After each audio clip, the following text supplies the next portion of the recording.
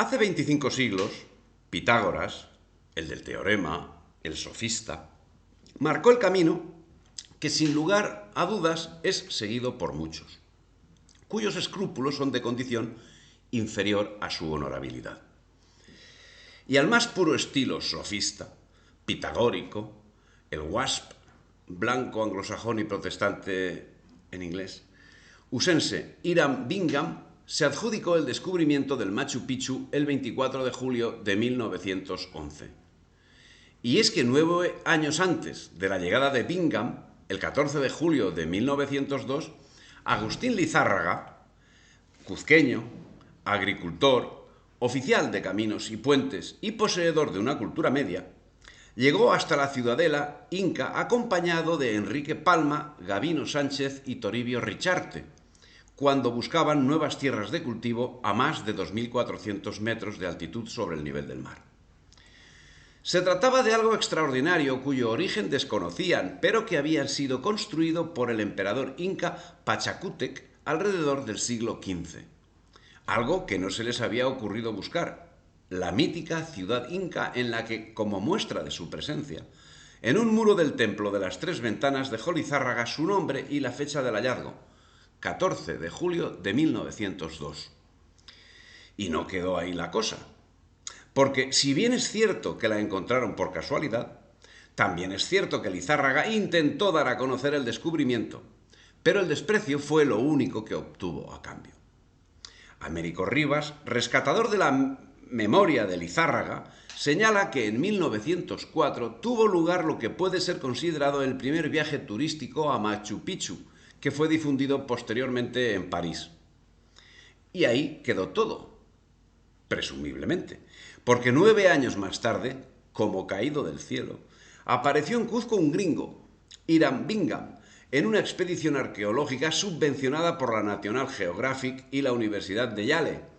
y con el apoyo entusiasta de las autoridades peruanas, muy en concreto de Augusto Leguía, presidente de la República, las mismas autoridades que habían ninguneado a Agustín Lizárraga. Con un objetivo más claro de lo que se podía presumir, el 24 de julio de 1911 Bingham viajó al Cuzco, sobornó a Melchor Arteaga, amigo de Agustín Lizárraga, y con este apoyo pudo escribir en su diario 2 días después: Agustín Lizárraga es el descubridor del Machu Picchu. Aserto que repitió el año siguiente en su libro Incalán y que a partir de ese momento omitió, adjudicándose a sí mismo el descubrimiento en su libro La ciudad perdida de los incas. Al año siguiente, 1912, un equipo de geólogos, arqueólogos, ingenieros y topógrafos estudiaron y sobre todo limpiaron el lugar, esmerándose en limpiar la inscripción hecha por Agustín Lizárraga, que justamente en febrero de ese año murió, se supone que ahogado en el río Vilcanota. Pero Lizárraga había reconocido y recogido un número significativo de elementos existentes en Machu Picchu que posteriormente su esposa, a instancias de su confesor, el cura de la iglesia Santa Clara en Cusco, acabaría depositando en el convento en cuyo altar mayor quedaría la inscripción: en gratitud a doña Rosa Lizárraga. Pero si el nombre de Agustín Lizárraga fue hecho desaparecer, si el propio Agustín también desapareció, queda claro que el destino de la inscripción debía ser el mismo. Y así fue. Y eso da lugar a la leyenda,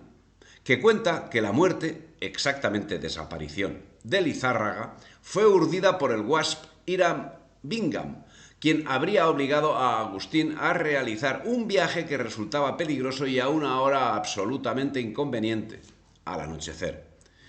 El viejo Germán Echegaray Lizárraga admite haber escuchado un rumor entre su familia de que Bingham habría querido deshacerse de Lizárraga, pero ese hecho concreto no es factible, pues aun cuando desconocemos la fecha exacta de su muerte, parece que en febrero de 1912 Bingham estaba en Yale. A partir de ahí, la actuación no deja de ser la tradicional en el mundo WASP.